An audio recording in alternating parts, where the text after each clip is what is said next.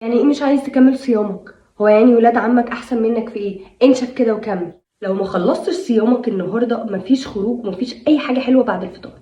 طب اخر حاجه ممكن نعملها هي الغصب او التهديد في التعويد على الصيام.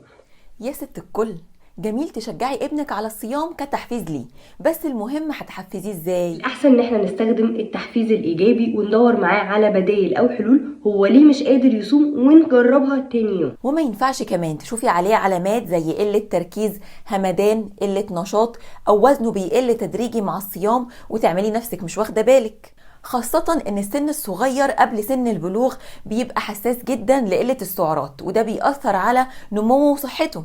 فجميل ان انتي تشجعيه صوم، بس من غير ضغط عليه انه لازم يصوم الشهر كله، خاصة لو شفتي عليه العلامات اللي قلتلك عليها، وكمان ان لسه ربنا ما كلفوش بده. لو لاحظنا كمان ان هم مش عايزين يصوموا عشان مكسلين يحاولوا او مش حابين فكرة الصيام نفسها، فمهم حاجتين: ان احنا نحافظ على نهار رمضان مليان مشاعر ايجابية وحاجات حلوة بنعملها سوا وحاجات مرتبطة برمضان بس.